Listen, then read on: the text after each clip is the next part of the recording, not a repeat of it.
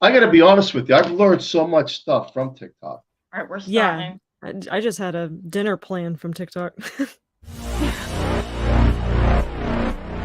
To Horsefly Chronicles Radio with Julia and Philip Siracusa, sponsored by Carnation, airing live on the United Public Radio Network on 105.3 FM in New Orleans.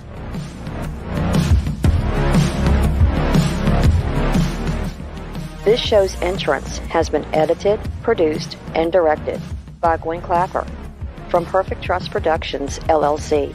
You can find us at perfecttrustproductions.com.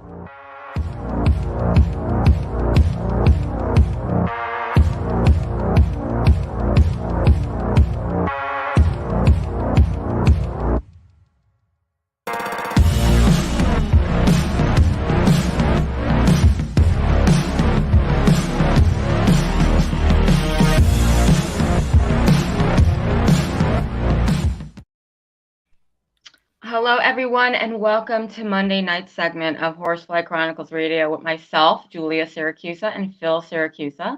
We're broadcasting live from the International Public Radio and the United Paranormal Radio Network on 105.3 FM from New Orleans. This evening's show is fully sponsored by Carnation, so we want to thank them for their sponsorship. We love them. You'll have to do a few things in order to participate. Go over to our YouTube channel, UFO Paranormal Radio, or International Public Radio. If we're in all the Facebook stations, UFO Paranormal Radio Network, UFO Undercover with Joe Montaldo, News on the Flip Side, also Twitch, SoundCloud, and Podbeam. And also, if you have any questions for our beautiful guest over there, please ask. So tonight, guys, we have Miss Patricia Brown, otherwise known as Patches. I can't wait to hear where she got that name from. She's a social media and podcast manager by day and a bookworm by night. You can find her on Tubi, original true crime documentaries discussing topics like the Amityville House and the Menendez brothers. She's the host of not only the podcast I Met My Murder Online, but also the Morbidly Curious Book Club. She makes TikTok content discussing true crime updates and book reviews, and she is amazing and has a lot of followers. So please let's welcome her to the show. Welcome. Hi, thank you so much for having me. Awesome. That's quite a resume you have there. Yeah. It just gets weirder and weirder. So take us to the beginning of your story. I mean, how did you go into this whole crime thing? I mean, you're very, very good at it. Thank you. Completely by accident, honestly. I posted a TikTok really late one night after my younger sister persuaded me to finally download TikTok. For a while, I was like, nah, I'm not about that. I don't want to do that. That's, I feel a little too old for that. And then I posted a TikTok really late. There was a trend going around about spurting hot takes, like give us a hot take, and people were talking about dating and people were talking about movies and music, and I was like, well, I've got some true crime hot takes, I guess, and I posted that and it blew up, and it's just been climbing ever since, and it's become my job now. So it's completely by accident. Amazing. I love hearing stories like that. Yeah, I'm very grateful. It was unexpected, but I'm again grateful. So got a lot of amazing opportunities out of it. Everything happens for a reason, right? Mm-hmm. That's awesome. So let's talk about you have had many experiences and been featured on documentaries on Tubi. How did you get there?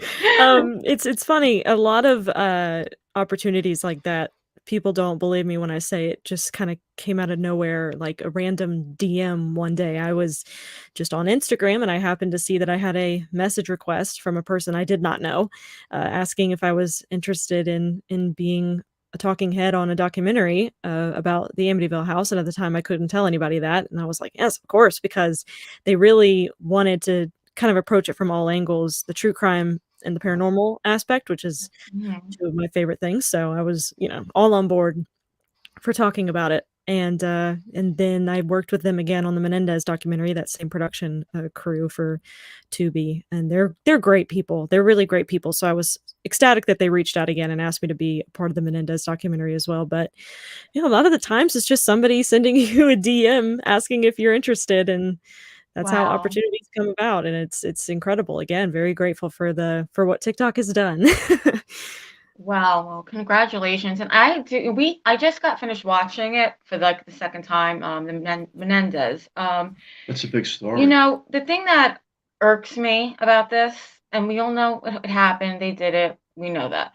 But the thing that irks me, if we had this case now, Mhm. would they be still sitting in jail now, in your opinion? Oh, absolutely. The sentencing wouldn't have been as harsh in my opinion. And Patrick Hines, who is the host of True Crime Obsessed, mentions that in his part of the documentary. If this were to happen today, there would have been a totally different outcome. Yeah. I think people are a lot more sensitive and kind Yeah. to these sort of stories coming out. And unfortunately, it's taken quite a long time for us to get to where we are, but absolutely, I don't think the sentencing would have been as harsh. I also Yeah. think they would have caught the boys a little bit sooner with our advancements in DNA and that kind of technology. And it's a really sad case, and I am very frustrated that those boys are still behind bars because Yes, it's I agree. just the females on the jury were for the idea that they didn't deserve that harsh of a sentence, and then the males on the jury were the ones who were really pushing life. Yeah. And here we Yeah. are, and it's really telling. And I think there's a lot of work we need to do with those kind of stories, Yeah. but I 100% believe that it would have been a different outcome. It's very sad. That part Mhm. is sad. The whole thing is sad. Absolutely.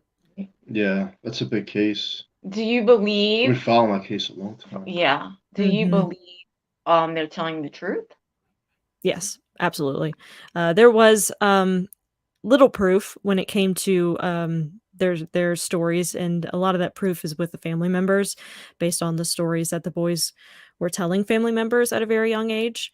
So 100% I believe them, and I Okay. think it's very sad. Yes, I believe them too. I agree with that. What about you? Yeah, definitely. Yeah. Oh, let's move on to the Amityville. Amityville Because now Horror. Phil, when he was young, way, way, way back then, Well, I mean, it's a he true was there case. at It's the house. yeah. Really? But let's hear it. Spill the beans. What about Amityville? Well, I gotta say, I mean, my dad has always talked about the Amityville Horror. He saw it in theaters, and he loves that story. He's always been so creeped out by it, and it's an interesting one because as a person who does believe in myself and my dad, one thing that my family bonds over is the paranormal and paranormal shows. So of course I grew up hearing stories about Amityville. So and it's weird because I do believe in that kind of stuff, but Amityville is so strange to me because I don't know if I 100% believe it, and it's so unfortunate. Of course the murders happened, that we know. Why is still an interesting question, and was he acting alone, of course, is still an interesting question. But the aftermath, of course, I think there's going to be residual energy, especially if the Lutz family is still sleeping on the same beds and using the same furniture. Who in the right mind would do that? I know, I couldn't do it. Your kids in the same, that, I don't know, as a mother, I just don't get it. Yeah, I don't get it. Even if you weren't like a mother that's not all there. I mean, how do you do that? Well, also as somebody who like picks up on those energies, and I can kind of, I don't classify myself as anything of that sort, but I could definitely feel when I'm being watched, and I can pick up on negative energy. I couldn't sleep on that bed unless it was like, at a hotel and there was a story behind it and I was doing it for a video or something, Right. Then I would. I've done that before, actually. I have done that before, but like an investigation, that kind of thing. Right. Absolutely. But, and I've been in situations where I did purchase furniture from somebody, and I was moving into an apartment and the furniture was there and it was really cheap and they didn't want to move it. And I was like, yeah, but nobody had been brutally murdered on it. So it's I think residual energy is 100% going to be there. Something so negative happening and horrible. But at the same time, I don't know if I believe the Lutzes, and it's a touchy subject. I'm curious to know what you think, Philip. I am curious to know what you think. There's so many missing pieces. This is one. It's not like the case we were just talking about, because there's so many missing pieces. It's very hard to figure that one out. You're right. It's tricky. What do you think? I think it's an interesting case. It's paranormal related. I can tell that firsthand. I guess the questions I have is, he went around with a shotgun, from what I understand, it was a shotgun. Yes. Killed the family? Yes. Now, if you let the shotgun go off, that's really loud. Yeah. Loud.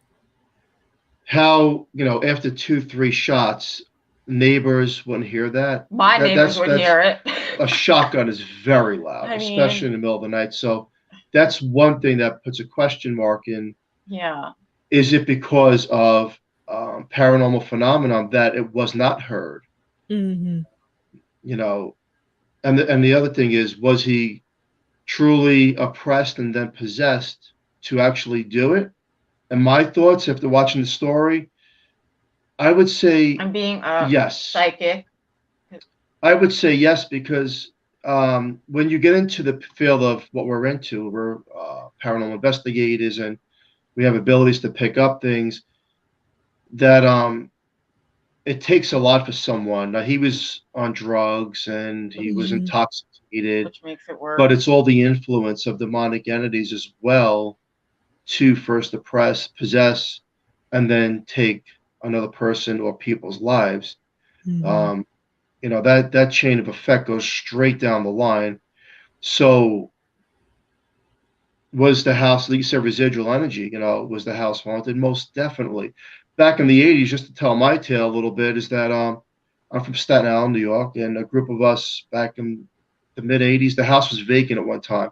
And we were like daredevils, and we drove to the house, and there was like 20 of us in a Cadillac, and we're sitting on top of each other, and we found the house. And we're taking pictures like a bunch of morons, laughing and crying, and one of my other friends, come on, let's break in the house, let's break in. No one's here. I was like, no.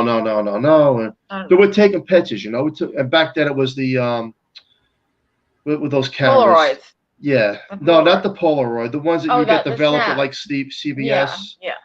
That kind of film, But interesting, 2 weeks after we were at that home, we didn't come out. The house did.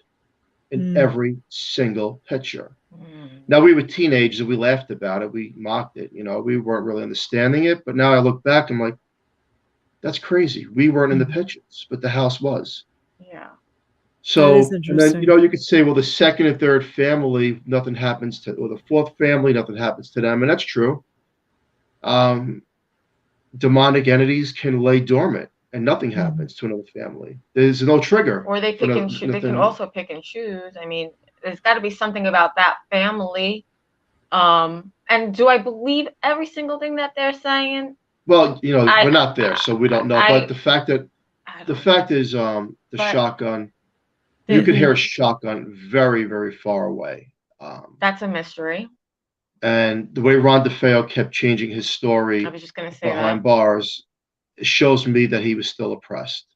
Because his story changed. It was the mafia. It was the sister that grabbed the gun. He changed it, and the way he changed it, and when you listen to him and you're in this field, you know that the man is off the cuff and that there's something affecting him, whether we choose to believe it or not. Look, here's the way we have to look at it. Do you believe in ghosts? Oh, yeah. Why? Absolutely.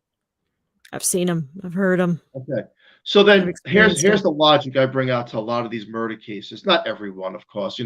There's just plain stupidity out there in the world too. But if you believe in a ghost, I believe in a ghost. And I'm a hardcore New Yorker. I debunk everything because the old Italian is seen as believing. If I don't see it, I don't care who you are. I don't believe you. I had to see it for myself, Right. Now, when I see toys going on and off by themselves with no batteries, then I say to myself, now there's a problem, okay? Because I can't do that. Yeah. So then you have to say to yourself, if energy can do that and manipulate electronics, what can it do to a person? And could it Absolutely. affect a person? And if it can affect a person, can it make that person go out and take many lives? And the answer is yes. It's sad, it's horrifying.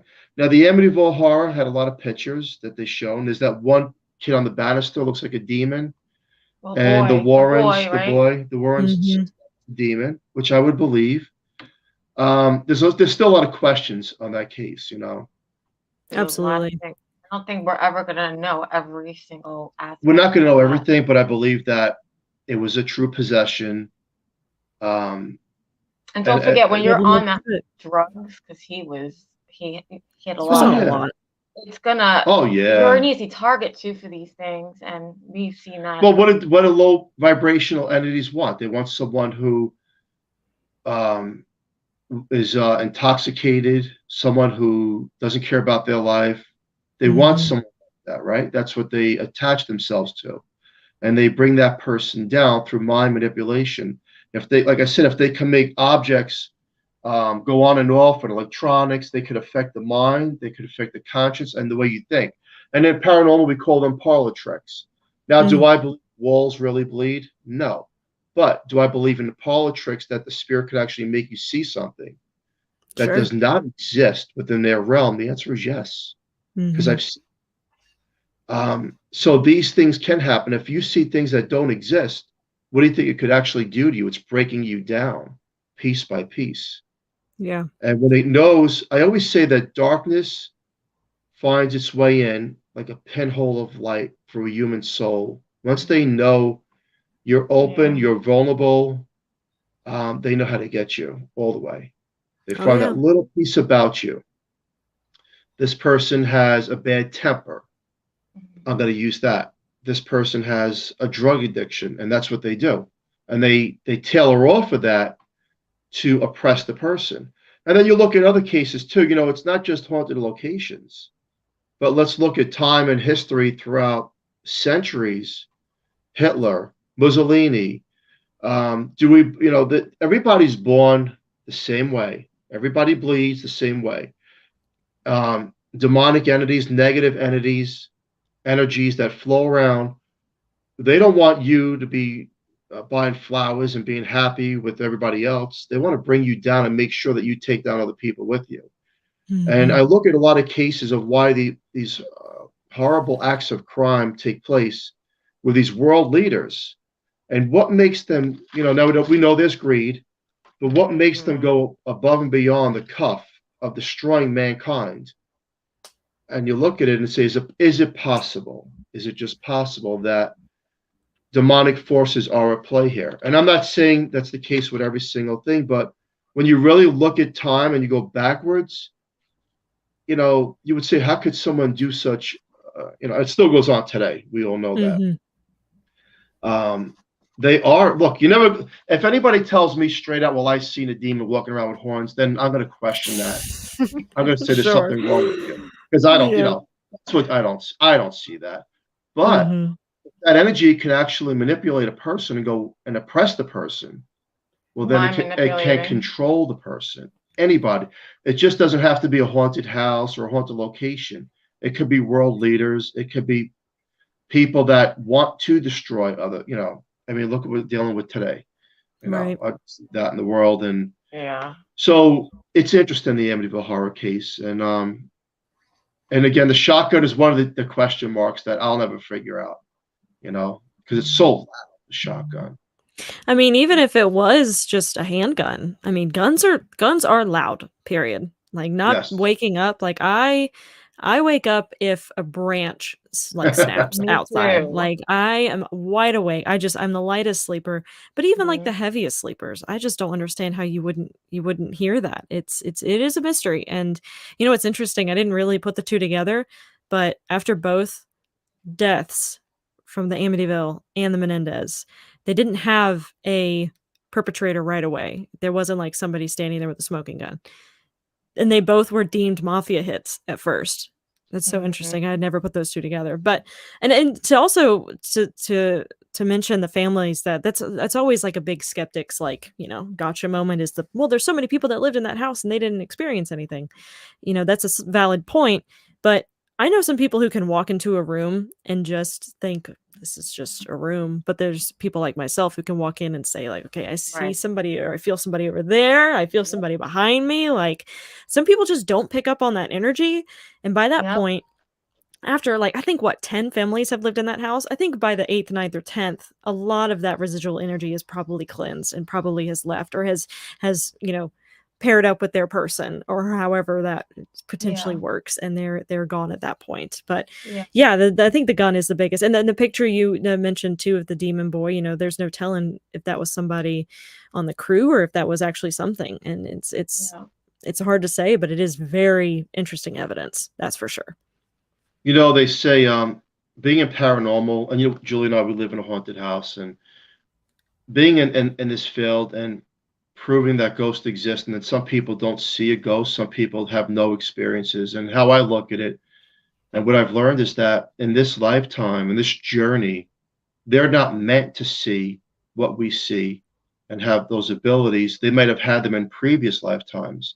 And at this lifetime, they have all those blocks on where it's not part of their journey. I'm not meant to be a doctor, a physicist, a astronaut. And some people, so I believe that some people would never see it. I always say that if God would appear in the sky, half the population would say, I don't see anything. And the other half would say, well, I do. Yeah. And that goes back to the Mandela effect, which I'm a firm believer in, because you see now, some of us remember things a certain way. And other people say, no, that's the way it always was. Yeah. And that proves to me different realities that we go through, and that certain people will never, there could be something right in front of you, and you could be with your best friend. They just never going to see it. Now, it does not mean that if it's a really harsh negative entity, it won't attack them. If they're open or vulnerable, or if there's something about them that it wants, and it can grasp off, it will do that. Now, we've tested those waters. We had people do construction in one of our homes back years ago. We don't talk about paranormal to a lot of people, especially the corporate world or people doing work in your home. And they said to me, well, there's something around that we can't explain. And I didn't say nothing. So, and this is years ago. So it's interesting that some people will pick it up, and others may never pick it up. But it doesn't mean they're not being affected. Sure. Right? Because absolutely. And especially for people who don't believe, like an atheist. I don't believe in heaven, hell, God, no creator, no nothing. Where come from an A cell, and when it's over, right? If there's a negative entity and it wants them, it doesn't have to show its appearance. Throughout time, there's no watch on that entity's wrist. There's a watch on our wrist. It knows when to get you, how to get you. It could be 10 years later in a massive car accident. It could be the most obscene way to die. And you'd say, well, why and how? So, we heard of attachments where spirits can attach themselves, and sometimes they'll attach and you'll never know they're there up until something actually happens and you start to believe in it. But I want to hear about your ghost story. You said you've seen a ghost, so let's hear about it.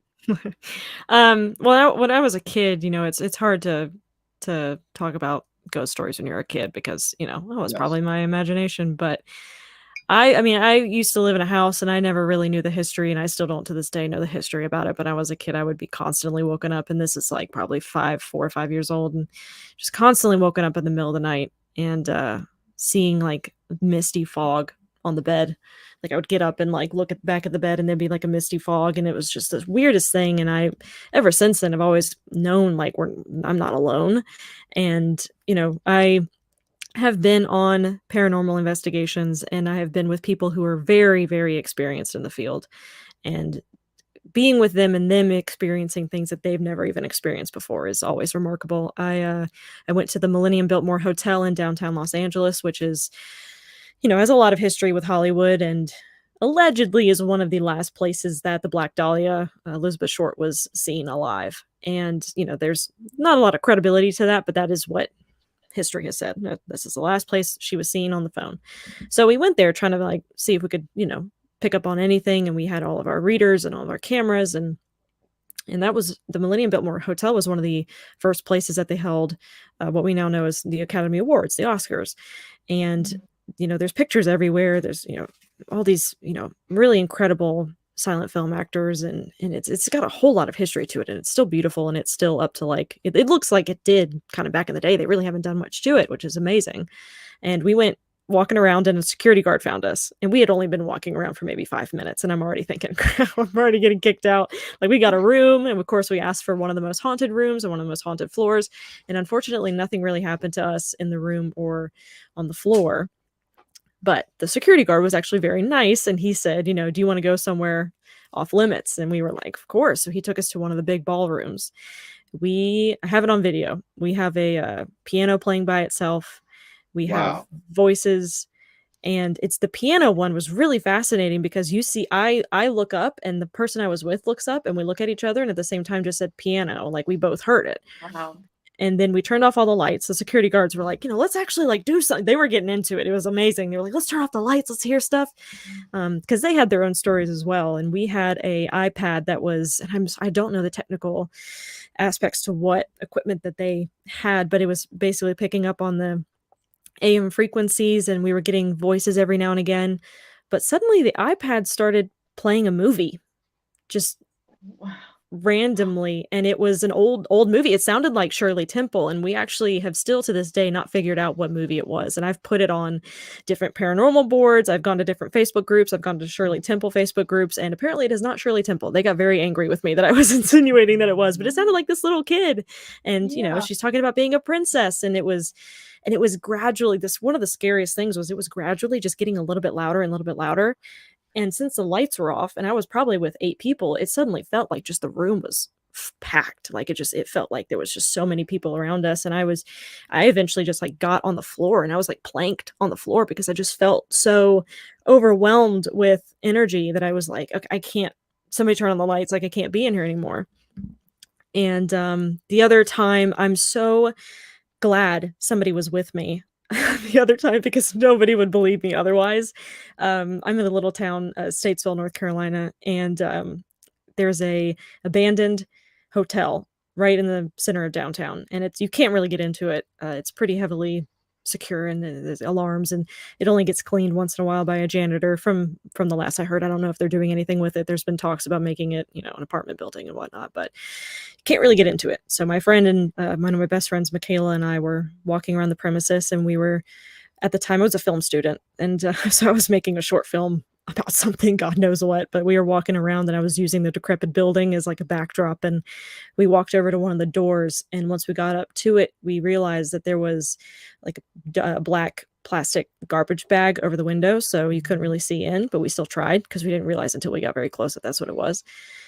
And both of us, again, thank goodness she was with me, both of us heard this blood-curdling scream. It sounded like a guy fell off a ledge and broke his leg, like just deep guttural scream. And we like looked at each other and just ran for the hills because I've never heard anything like that before in my life. And we were keeping up with the news the next couple of days, waiting for somebody to say like, oh my God, a body was found in Vance, because it sounded like somebody fell. And next to the Vance is a restaurant. And so if somebody got hurt at the restaurant, I guess I don't know if we would have heard about it, but it was just this awful guttural scream that I still to this day cannot explain. And so I've had little instances like that, and stuff in my parents' house where I just constantly feel like my parents' house creeps me out. I don't know what it is. It was built for them, like in the 90s, like it hasn't had a previous owner. But man, that place gives me the creeps, and it just constantly feels like I'm being watched. So those are the most notable times that I've had experience, and it's, my dad and I love those kind of shows, and he picks up on that kind of stuff too, and we both talked about our experiences before, so it's very nice, especially being in a very religious state, I guess, a very red state, that sharing these stories sometimes is not wildly acceptable. Some people are like, Right. all right, you're losing it. But Well, to you're have you're people lucky like my that own family, yeah. yeah, you're lucky that you can talk to them about that. Oh yeah, Were they absolutely. And like that they when you love were it. were they like that when you were a child too? You Like if you know, told them anything? I would run to their I mean, I have memories of running to their room after seeing stuff like that and, kind of getting all scared and getting into bed with them and not being in my room. But I don't ever remember bringing it up to them. I'm sure I did. I'm sure I did, but I don't have any distinct memory of it. But I'm sure that they would, say something similar, like, "Oh, I would hear stuff Yeah. too," or we've never really had that conversation. I don't. Yeah. It's been a while, so I don't know if I bring it up now, they may not remember as much. But they would be very open to hearing that. Though they would be very intrigued. That's really, really good. Because a lot of these kids, it's sad because they have these horrible experiences and there's really no one for them to talk to. Yeah. Um, Oh yeah, and But it's there's it's not also as good widely accepted. experiences too. but There's also good experiences. mm, I teach people that, there's a lot of negativity and negative ghosts, but there's also good yeah, spirit guides. definitely. People in your family have crossed over, Mhm. Mm-hmm. grandparents, aunt, uncles, cousins, relatives, friends Yeah. that are just trying to give you a sign And a lot of and times we miss validation saying I'm here. And then I tend to teach people use that sign as Right. it's never over the way you think it is. And it's not. It's not. Mhm. It's not when you cross over, it's lights out and that's it, it's over. No, Right. no. And I've learned that through paranormal research and my own experiences. And that's, we utilize that. Like, have you ever had a dream and someone who's crossed over came into your dream that you knew? Oh yeah. Oh, absolutely. I'm very fortunate to not have experienced much death in my family. Knock on wood. Good. The only true death that I know has been great grandparents or extended family. But still, even though, the biggest death that I've experienced thus far was my great grandmother on my dad's side. And yeah, absolutely. I still feel her presence a lot of the time when I just go to grandma's house. Like because my Yeah. grandma's house is very strangely built. And if you look over the center of their living room is just a railing and then there's steps downstairs. So if you just look over the railing, there's like this dark basement. It's always been very creepy to me, but I've always felt like she's still down there. Like this just Yeah. there's always some sort of energy of her being down there, and that's something I've definitely picked up on as I've gotten older. Is growing up watching shows like Ghost Hunters and Ghost Adventures and all those guys. Mhm. I've it's always felt more accepted, and I've always kind of embraced it, and definitely can pick up on some energies, and sometimes they are very good, sometimes they are not so good. And Not so fortunately for good, yeah. my experiences that I've been telling you about, nothing has felt like I've been in danger. So that's it's great. That's good. But Yeah.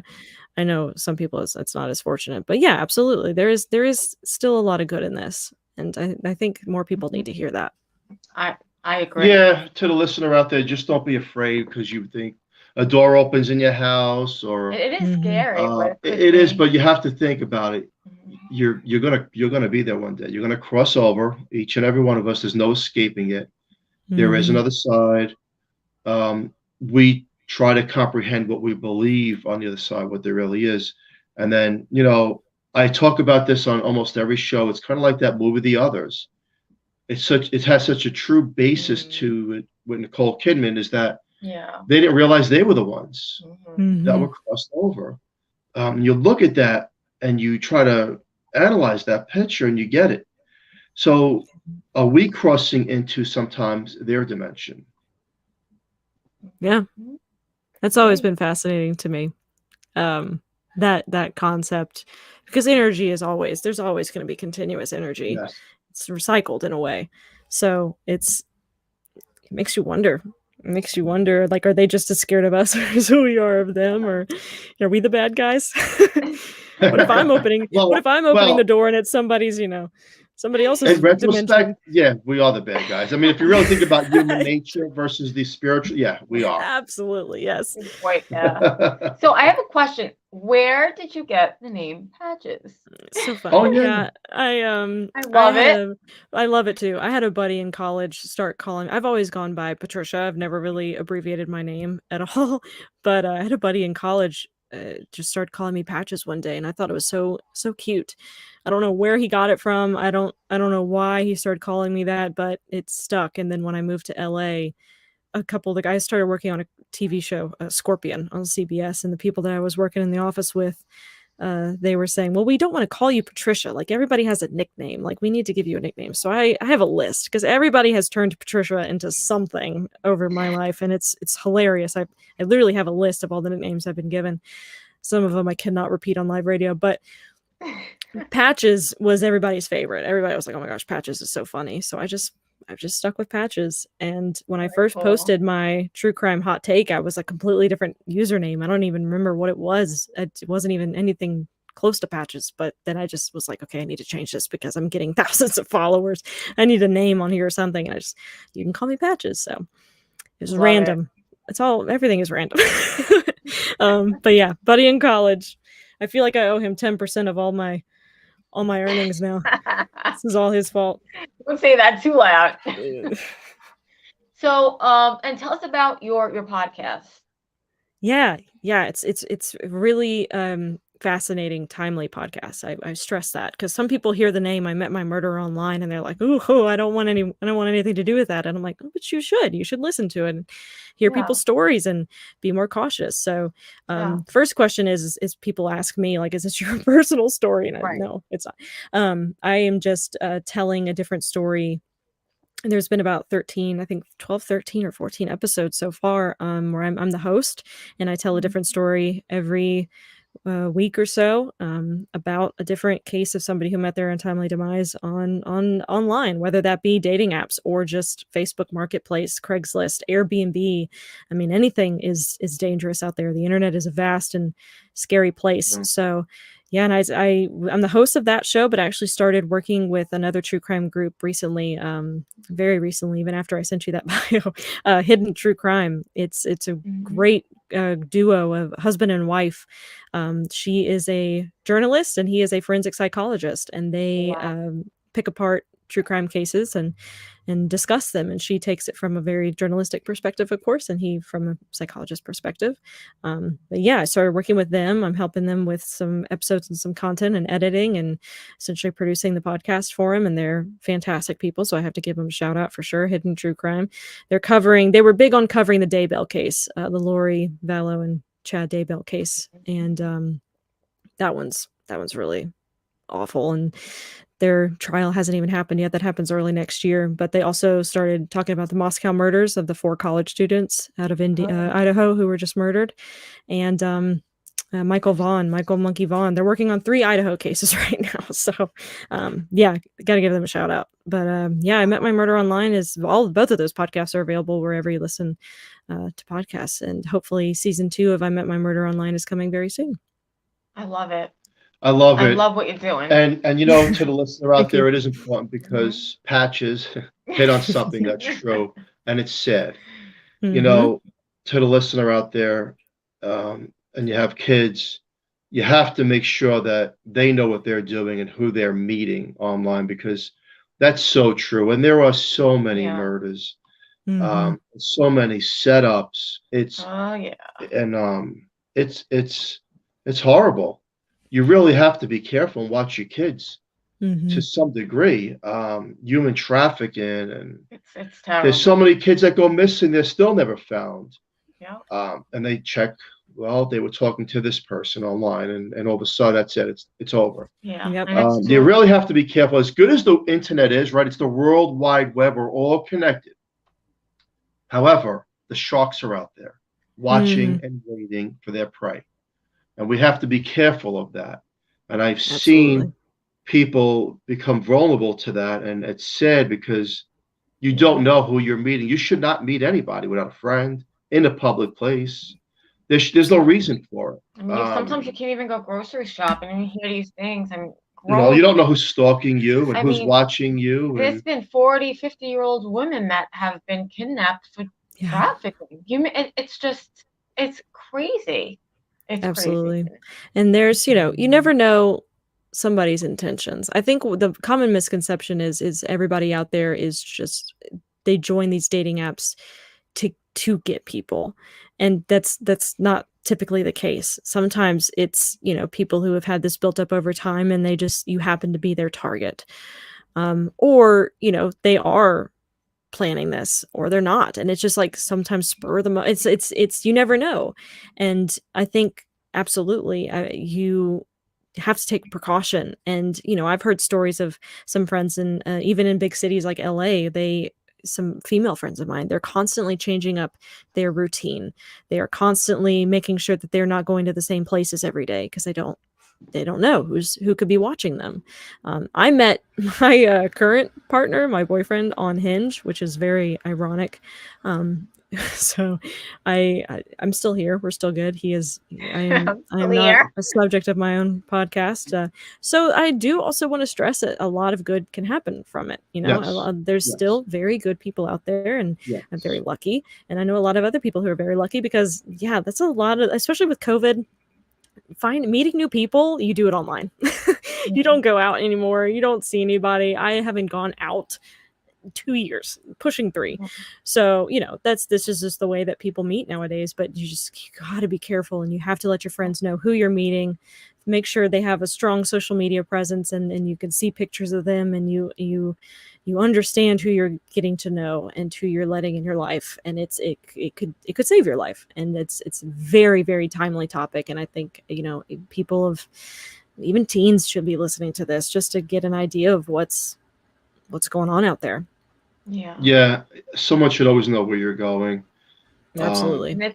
That, if you plan on meeting somebody, it can be good. Like you said, COVID and the lockdowns, and it's the new way of meeting people and, all that stuff. And I get it. But someone should always know just in case. Mm-hmm. I mean, Uber now is getting such a bad reputation as well. And they're being, they can't get the job without going through heavy screening. So it's out there. So I don't understand how that, I don't know. Yeah. I don't know. There's just people are slipping through the cracks. Hey, I tell you what I would love to see you do on True Crime, the Natalie Holloway case. Oh. Yeah, that one, I covered that one a while ago, but I still feel like Natalie Holloway is one of those cases where I feel like every time I look into it, I learn something new. So even though I covered it, I feel like I only know a fraction of what's going on. That one is just, it's so sad because we know, right? I mean, we kind of have an idea of what happened, but it's just it's so scary because we may never find her. And that's the saddest part about it. And, a lot of these other common true crime cases where it's like, we may never find it where this person went. And that's the saddest part. That is the saddest part. That is the saddest part, where that person went. That is. So there's, for the parents trying to get closure on a case. It's horrible. Horrible. I don't think they're ever going to get it. What's on your bucket list in the future? Like, of places you'd like to go? Oh, yeah. So many. There's so many. I would love to still see some of these larger, sanitariums and places that are still up. I would love to go to, I want to go to Alcatraz. I want to go to Eastern State, Waverly Hills, Trans-Allegheny, like some of those places that are still up. And while they're still up and I'm able to actually take tours of places, I'd love to hit those. And I think Waverly Hills is like in Kentucky, and Trans-Allegheny is near there too. So I could do it in like a weekend, but I've don't do it alone. No. I've luckily that's something else that's been amazing through TikTok is I have made friends all over the place, and that's awesome. Fortunately I have people pretty much in all corners of the world. If I needed to go somewhere, check something out, and they would always be ready because, and we saw this in the Amityville documentary, but there's a good amount of people who don't think the true crime and paranormal community kind of intersect, and like some people don't think that, but there is a good amount of people out there that do. I'm mutuals with a lot of paranormal people, and I absolutely love having that aspect in the true crime world as well, because it is something that needs to be discussed, and I'm very fortunate. But yeah, there's places like that. I've only been to the New Orleans airport, and I would love to just go to New Orleans in general. So much history. One of my favorites is Savannah, Georgia. I have been there a couple times. love that town. And gosh, I'm trying to Waverly, no, Winchester. I have a picture of it. Winchester. Winchester Mystery House. I've always wanted to go there. Yep. So do we. Yeah, I always wanted to go there too. Have you ever been to St. Albans in Virginia? No, I haven't. You should go check that out. It's not that far from you. No. And it's definitely worth it. I gotta go. I'm St. literally writing it Albans down. is really a unique place, and you definitely feel the energies in that place. It's amazing. Well, I mean, again, the hour just flew by because it always does. And this has really been a great show. We really enjoyed talking to you. You know, one thing is a person Thank like you. yourself, I want you to think about this question. So you have your true crime, and you try to figure out the analysis of why and did that person actually do it. Now, what is your thoughts that if a person was found to be oppressed / possessed and killed another person, but it was proven that they were under the influence of demonic entities, should that person pay for that crime? Interesting. This is very interesting. That's a tricky one. I know. I think, unfortunately, too, it would depend on exactly what the crime was. But if we are, thinking of like Ronnie DeFeo, yes, but in a different setting, not necessarily like locked up, throw away the key type setting. I think more of a psychiatric setting, but even then, because psychiatry even help that type of, there's not enough science or research behind that. Yeah. So it would. Oh wow, yeah. It's interesting because I definitely have thought about this before. I've definitely considered. I look at this, I've interviewed so many people. I know it exists. You know it exists, paranormal activity.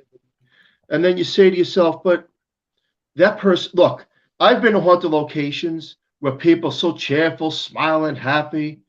The time you're in there, 20 minutes later, you're like, who are you? They're looking at you like with this evil look. They're really mad. They start hating everybody around them.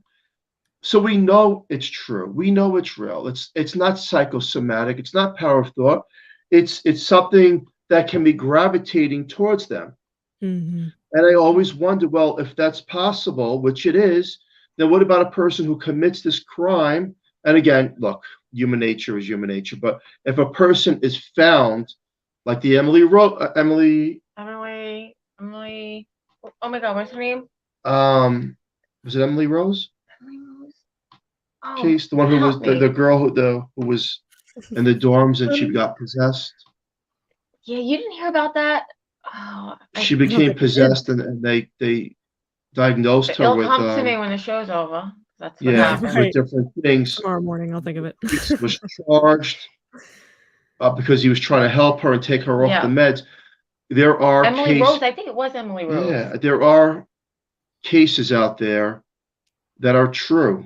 Documented. The Exorcist is based off a true story as well. And then I say, well, if a person commits a crime based on that, I think you're right, Patches. I think you're right. A person, you shouldn't throw away the key.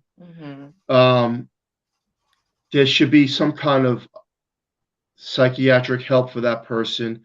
No, you don't want to let them back in the public because then you would say to yourself, well, what happens if they get reattached again to whatever it was, right? Yeah. But there should be more discovery on that. And science, where people have their eyes closed and don't believe in these type of things. Well, now I'll tell you straight out, you message me. I prove the unproven. And I laugh, and I'll tell you, I know it's real. You've seen ghosts. You know it's real. I don't buy into anybody's stuff. I had to see to believe it. That's what most of us do.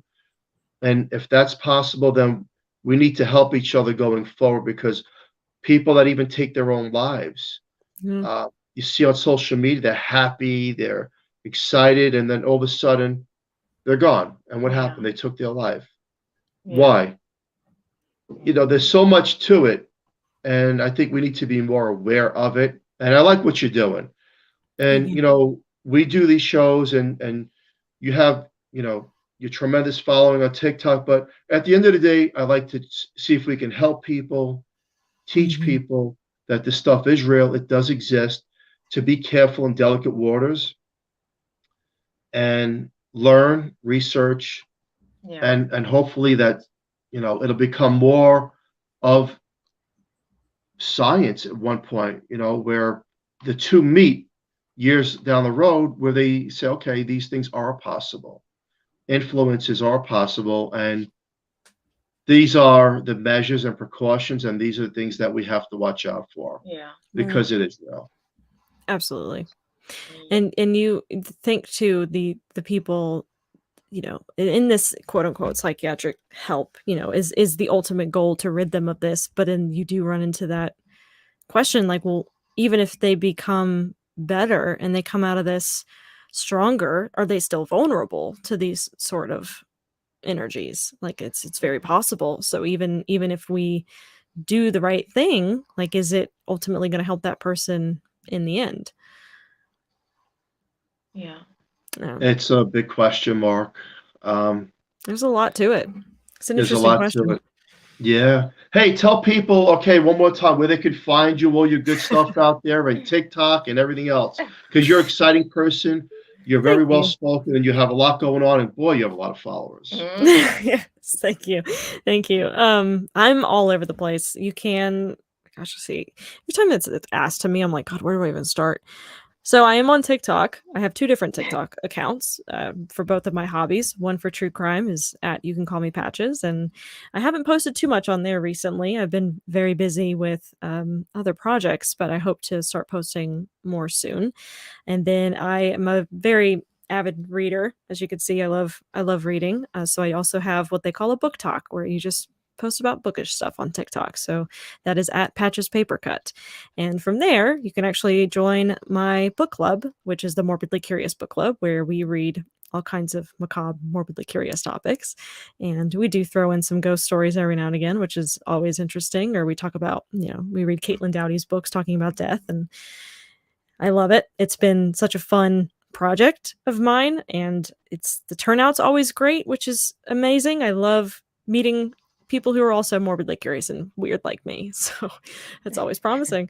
My podcast, I Met My Murderer Online, is available wherever you listen to podcasts. And check out Hidden, a true crime podcast. Lauren and John Matthias are absolutely wonderful people, and that is also available everywhere, and they have new episodes coming out very soon.